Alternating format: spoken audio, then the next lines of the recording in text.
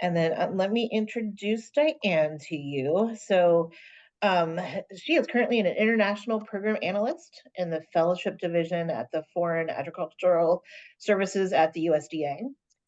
She serves as one of the program managers by carrying out the design, implementation, and coordination and evaluation of agricultural development programs and technical assistant programs for more than 200 agricultural fellows. She initiates and develops agreements authorizing over 500,000 in cost reimbursable activities with mainly U.S. universities by reviewing, evaluating, and selecting universities' proposals, grant award summaries, and providing guidance on the program agenda to meet the needs of the fellows. Her last position before coming to the USDA was an education consultant in the Department of Education at the World Bank, Washington, D.C. And there she advised West African higher universities on their benchmarking and supported early childhood education. And she spent a year at the NDMU ELI program to better use her English language, and then completed her Bachelor's of Arts in International Studies and her Master's of Arts in Management. And she also has an MBA from Loyola College.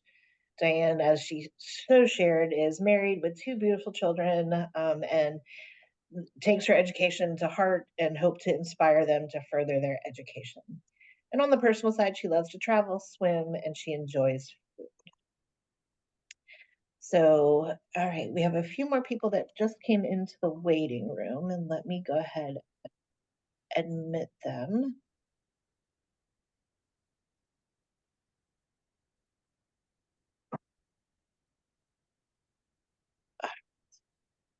One more, and then I think we'll be good.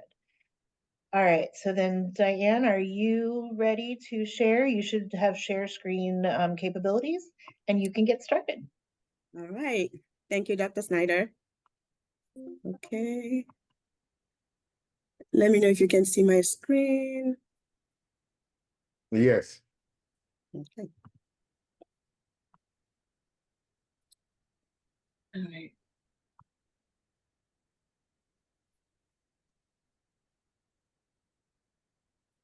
So, good afternoon, everyone.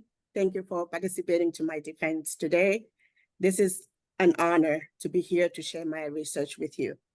But first of all, I'd like to give thanks to Jesus for his strength.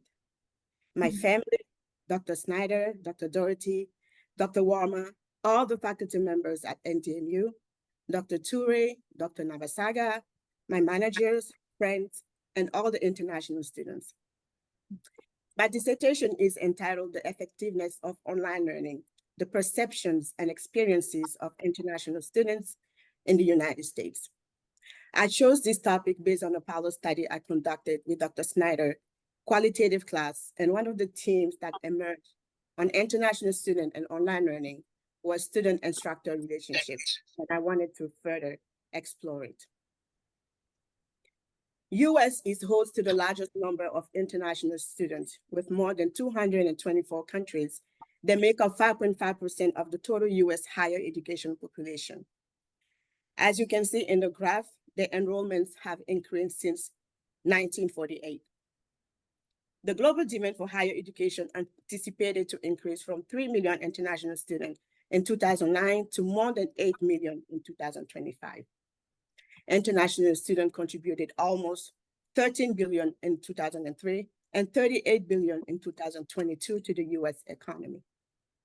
Their prior educational experiences in their home countries can create challenges to both instructors and students due to cultural differences. So how can faculty effectively interact with international students in online learning? There are three sections on the statement of problems. First is the importance of student-faculty interaction.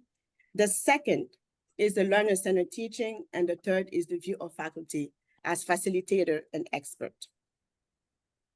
International student interaction with faculty is extremely important in online learning environments. The principle of learner-centered teaching have gained widespread use throughout all levels and discipline of education. Learner-centered teaching increases active participation, engaged in self-directed learning outside of the classroom, but it implies skills, abilities, and commitment that are typically associated with autonomous learners.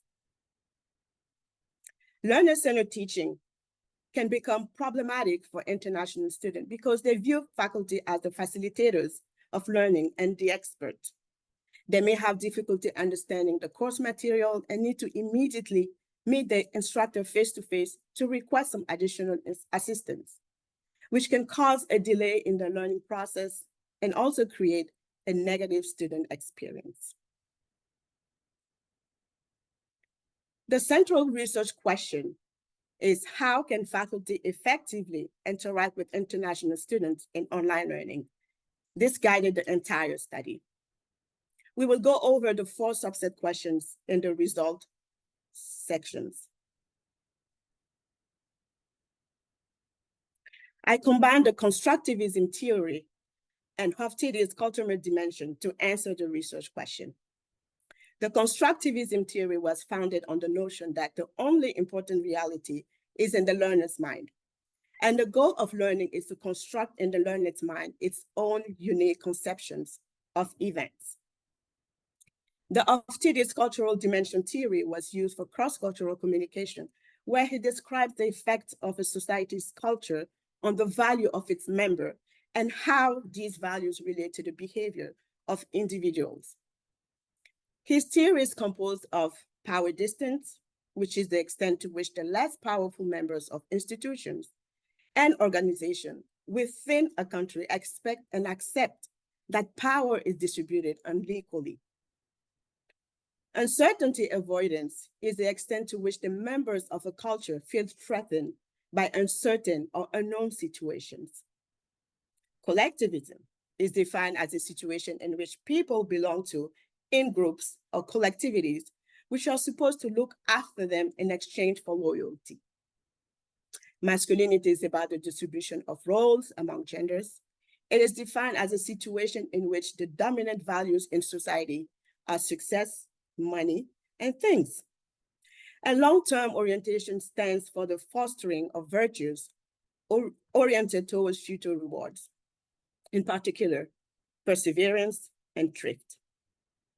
First, in the constructivism theory, international students come with their own unique experiences, perspective, way of learning from their home countries.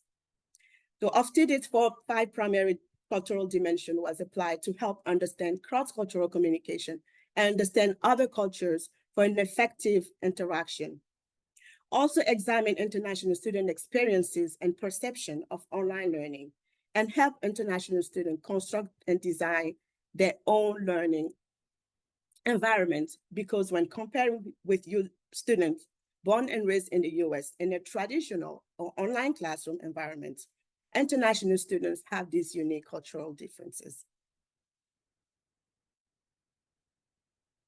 So what is the rationale behind the study? Interaction is a critical component in a learning environment. Student-instructor interaction has a positive impact on student engagement, satisfaction, and learning. So understanding this importance of interaction can help design training and professional development programs for faculty, academic leaders, and institutions to build successful interaction between faculty and international students for effective and inclusive online learning. For the research design and instrumentation, I used a mixed method. The quantitative portion included the demographic survey, the cultural value scales, which measure Hofstede's 5 dimensions of cultural values at the individual level. And it did address 4 cultural dimensions I previously mentioned. The student-instructor relationship assessed student-instructor relationship, and it has 2 dimensions. The instructor connectedness, which is related to the connection or closeness the students feel with regards to the instructor.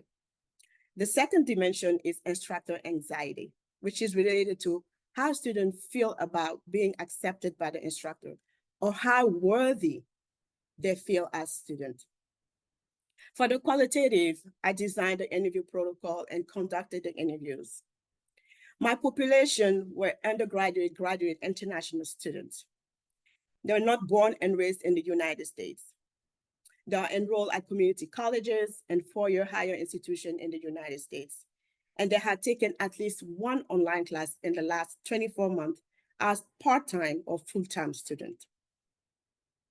For online solicitation, I use snowball sampling technique, where I call several known individuals, explain the purpose of the study, and sought their assistance in recruiting other participants. My initial contact shared a friend's name and phone number with me to call and discuss all that was included in the informed consent form. Social media, such as Facebook and LinkedIn, were also used. How did I collect the data? For the quantitative survey, I used Quadrix online survey composed of selected responses, multiple choice questions, short answers, Likert scale, all based on the 3 instruments. And participants for the qualitative interviews were drawn from the quantitative portion of the study. They were asked at the end of the quantitative survey to volunteer to participate in follow-up interview by filling out the information in Google form. The interviews were held over Zoom for 20 to 60 minutes. The maximum sample size was 194 for the entire study, but the final completed responses was 202 due to 32 incomplete responses. For the data analysis, I used SPSS for the analysis of the data collected from the quantitative online survey, and I used NVivo for the qualitative analysis. I run Cambrac Alpha on the CV scale and also on each cultural dimension, and they were all above 0.8, and the reliability aligned with the original instrumentation study. I also run Cambrac Alpha on the SEER scale and its 2-dimension, and they were all above 0.7, which is considered acceptable. For the qualitative, I conducted a member check by emailing participants their transcripts to make sure that the data interpretation from them was accurate. Now, let's talk about the qualitative result. The participants I interviewed were between 25 and 42 years old. 6 were female, 4 male, 8 African American, 1 Hispanic, and 1 multiracial. And they hold or were currently doing their PhD, master, and bachelor degrees. They are from several countries in Africa. 1 is from Europe, and the other one is from Latin America. We will go deeper on each research question. The first 5 teams emerged from research question 1 on how international students perceive and experience online learning. 8 out of 10 international students enter online learning because of COVID, and the convenience of maintaining a harmonious relationship between their work and personal life. 6 out of 10 students took at least 12 to 16 online courses, showing that they have had some experience in taking online classes. This choice of conveniently brought some challenges. They experienced fear and uncertainty when moving from traditional to online classroom by navigating online platforms, discussion forums, finding materials, and taking assessments. In their struggle, participants received support from their instructors who provided guidance and group collaborations. They also received help from the school learning support services, which made them adapt more and more to the technology platforms in Canvas and or Blackboard as the number of enrolled classes increased. As you can see here in theme 3. For online learning to be effective, students mentioned that it required commitment, responsibility, and discipline. In addition, it requires instructors' frequent, timely communication, clear presentation of information, and a cultivation of cultural awareness to foster a conducive environment for an effective online learning. As you can see here in theme 5. The last 2 themes, student-instructor interaction in online learning and the accessibility and teaching approach of online instructors, were found under research question 2 on the nature of faculty and international student interaction in online learning. For Team 6, international students report that the nature of the interaction with instructor is more neutral. In addition, they see this interaction as the instructor sharing the knowledge and learning with no further connection.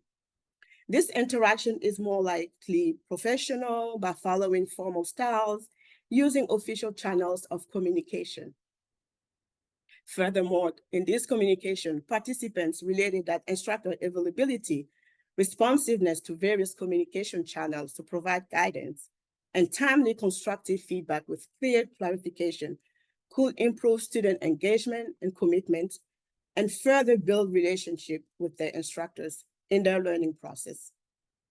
And you can see it here in Team 7. Let's move on to the quantitative results. Here we have the descriptive data, and we should note that we had more females and white participants who completed the survey. Several have high school diploma, bachelor, master degree, with few having professional degree beyond a master degree and some doctorate degrees. The majority of participants had taken online classes in the last 6 months, and 103 participants had taken more than 10 online classes. To address the third research question concerning the relationship formed between faculty and international students during their interaction in online classroom, Sears mean scores were analyzed using descriptive statistics. The result indicated that participants felt more connected than anxious with the instructor. And to find out whether relationships are varied by gender during student interaction in the online classroom, ANOVA was used here to assess the main difference between female and male in instructor connectedness and instructor anxiety. The result indicated that female participants felt less connected and more anxious to their instructors.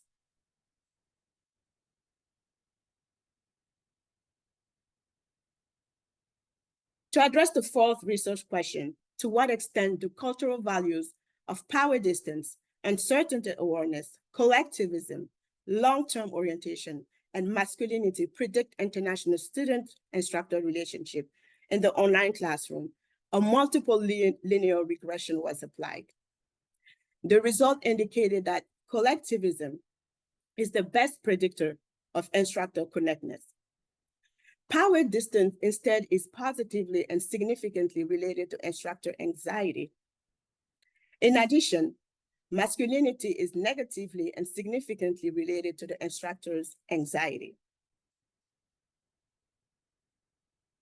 When the association of the CV scale and the C scales were adjusted to control gender in research question 4A, that's gender and power distance, uncertainty awareness, and long-term orientation predict faculty and student relationship, the result indicated that the hypothesis of power distance, uncertainty awareness, and long-term orientation does not vary by gender is accepted.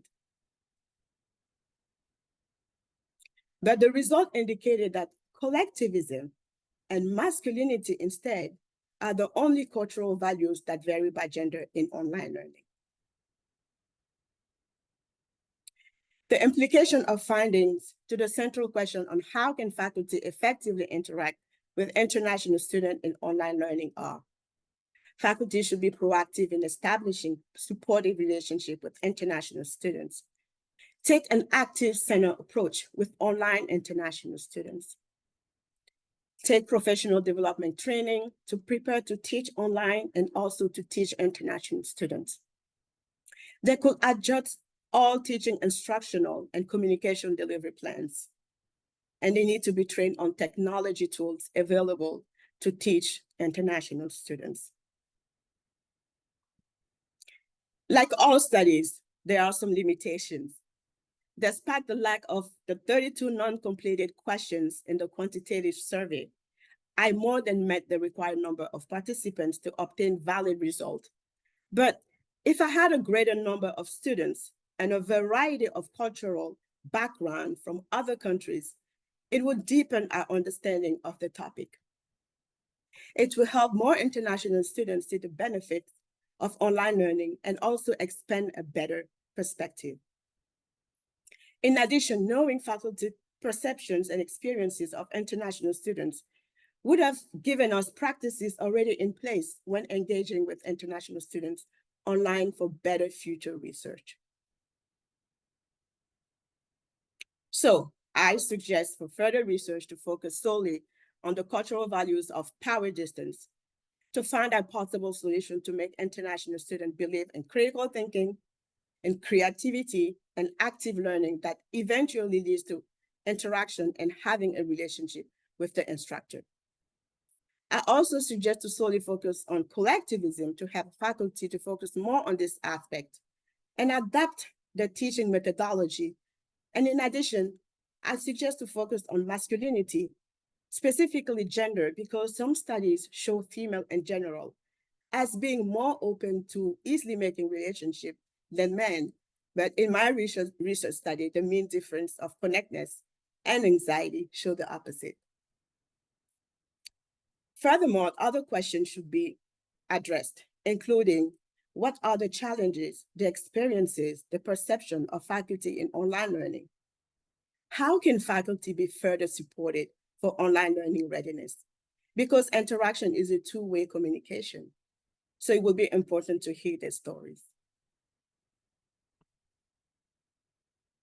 As conclusion, with this mixed method study, I identified areas where faculty and international students can improve in building a successful interaction for an effective online learning.